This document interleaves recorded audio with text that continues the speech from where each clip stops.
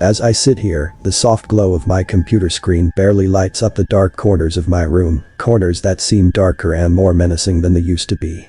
My name is Brent, and I'm just a regular guy, a senior at a typical suburban high school. But after what I've been through, regular seems like a distant memory, a naive bubble that burst and left me here, in the aftermath of a night that's etched into my mind with the clarity of a nightmare that refuses to end. Growing up in this suburban town, you'd think life would be straightforward, almost idyllic. The neat lawns, the quiet streets, the friendly nods from neighbors, you'd believe it's a place where nothing truly bad could ever happen.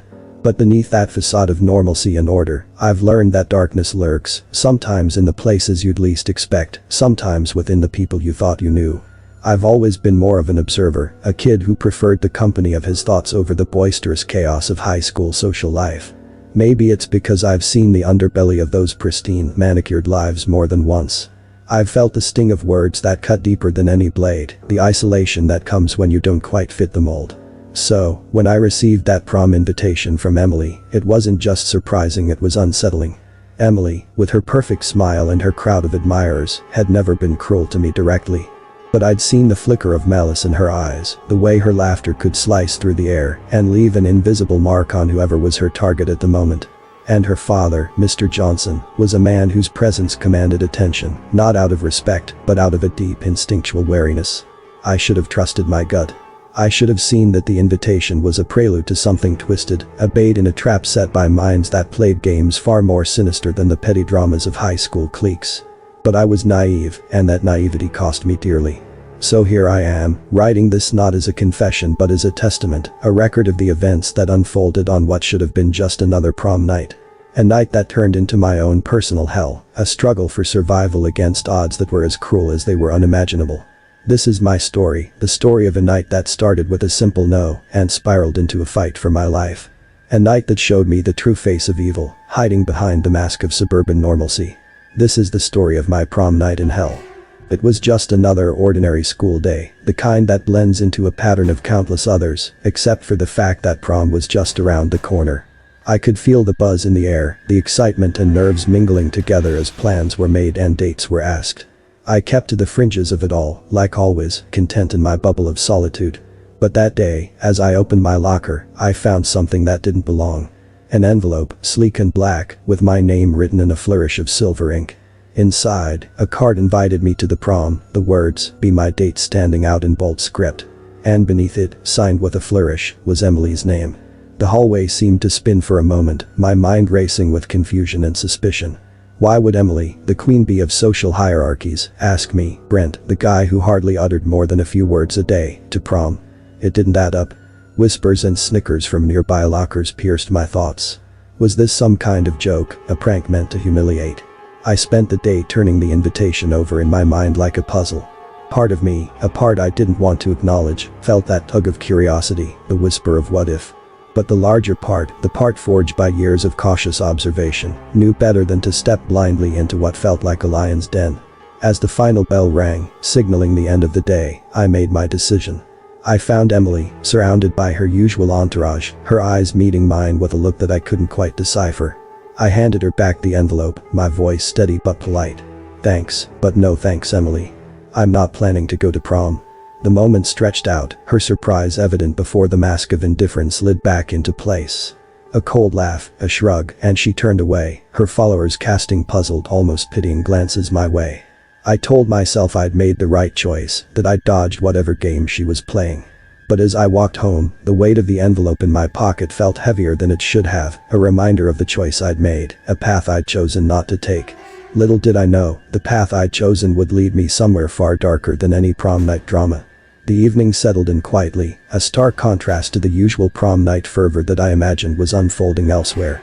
I'd settled into my usual routine, a book in hand, the calm of my room a fortress against the world outside.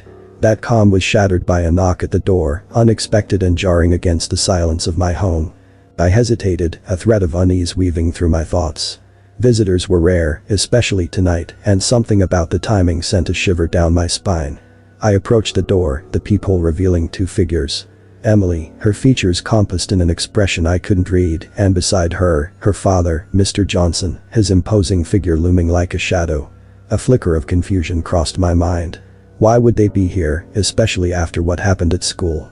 My hand hovered over the doorknob, the sense of foreboding growing with each passing second. But curiosity, that insidious whisper, nudged me forward, and I opened the door.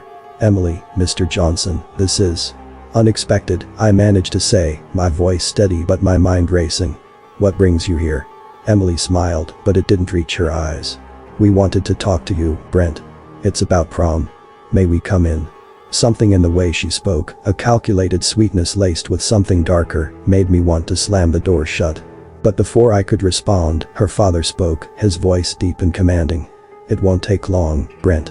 A conversation between acquaintances." The word acquaintances hung in the air, heavy with unspoken implications.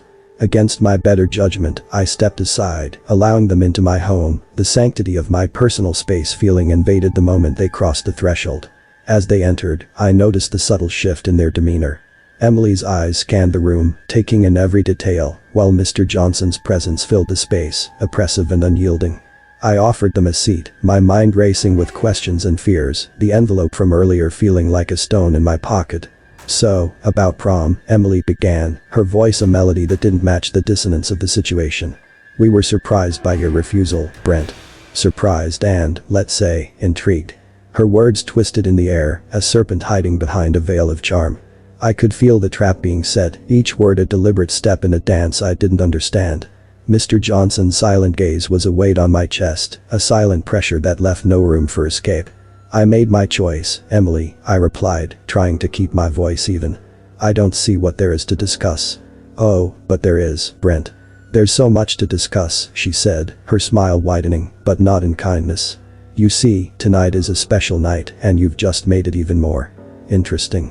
The word interesting echoed ominously in the room, and I realized then that this was no ordinary visit. This was the beginning of something twisted, a game I'd been unwittingly pulled into. As the truth began to dawn on me, a cold, gripping fear took hold, the realization that I was not just a reluctant guest at this gathering, but the main attraction in a night of terror that was only just beginning. Before I could fully grasp the gravity of the situation, the atmosphere shifted dramatically. The veneer of civility that Emily and Mr. Johnson wore slipped, revealing the chilling intent beneath. Emily's father stood up abruptly, his movements deliberate and intimidating.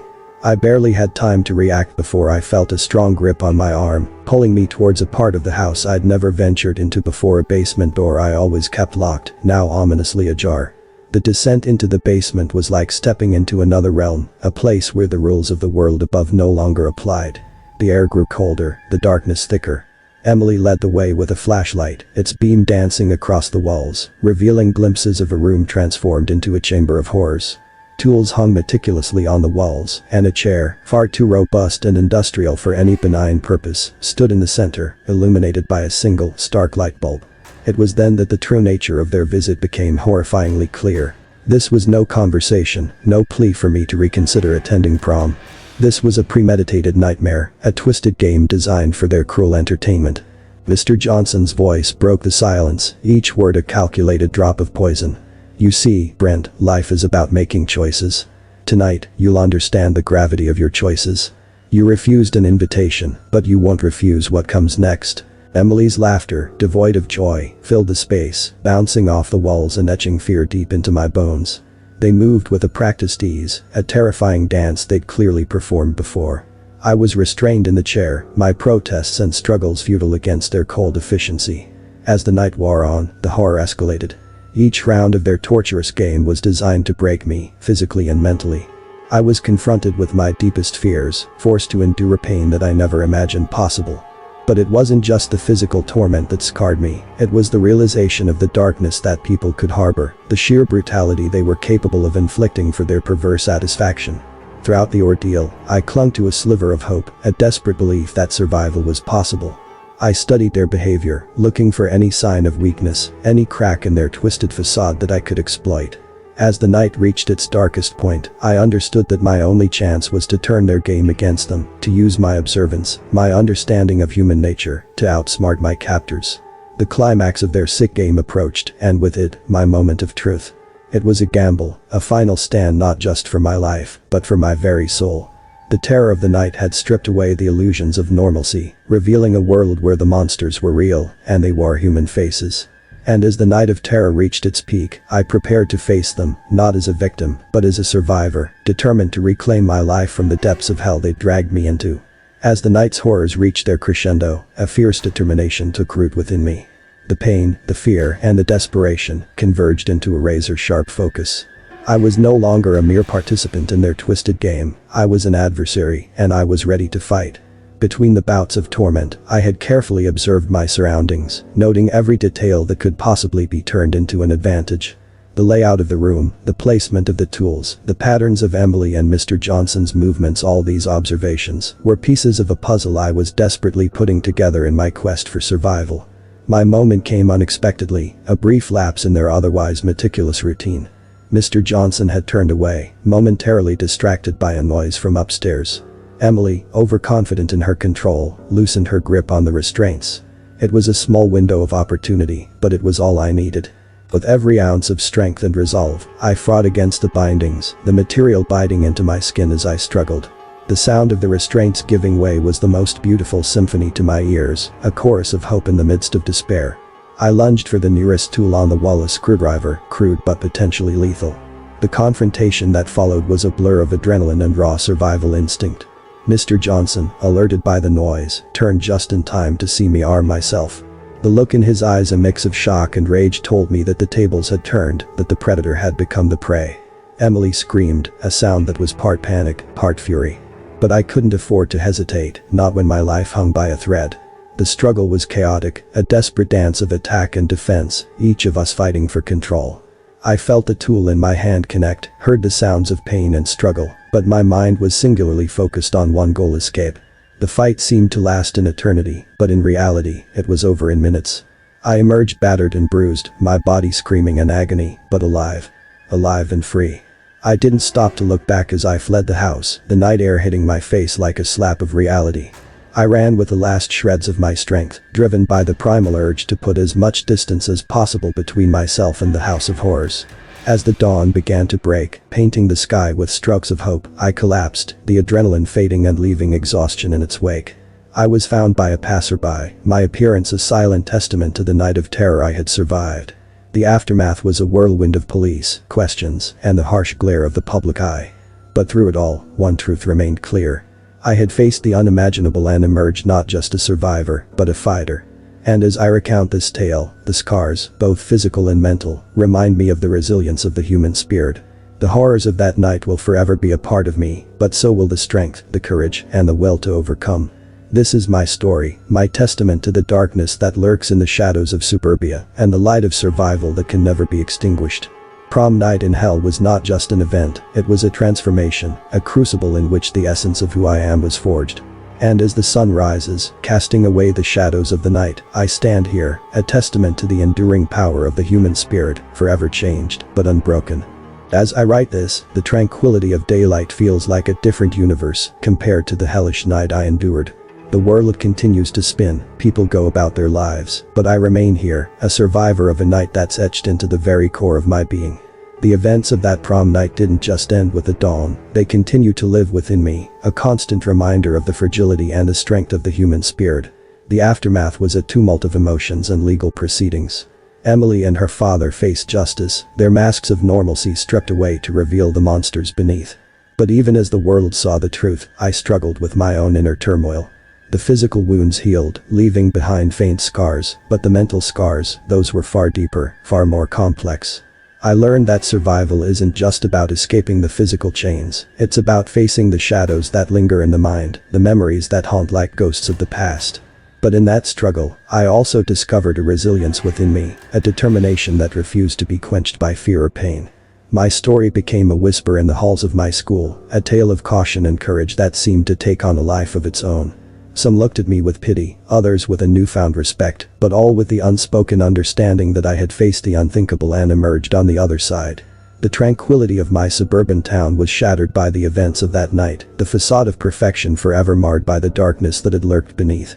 But in the aftermath, there was also a coming together, a community shaken but stronger in its resolve to protect, to understand, and to heal. As for me, I'm learning to navigate this new reality, to find peace in the simple moments and strength in the face of my memories. The journey is not easy. There are days when the shadows seem to loom larger than the light. But then I remember the fight, the desperation, the will to survive, and I remind myself that I am more than just a survivor of that night. I am a testament to the enduring power of the human spirit. Prom Night in Hell was a chapter in my life, a stark reminder of the darkness that exists, but also a profound lesson in the strength we all possess. As I close this chapter, I step into the future, not unscarred, not unafraid, but unbowed, with a resilience that was forged in the darkest of nights, and a hope that shines even brighter than the dawn. Thank you for listening. We hope you enjoyed the video. We highly recommend you watch the next video here. Oops. I'm waiting for you to click. Yes, you've clicked. Happy watching.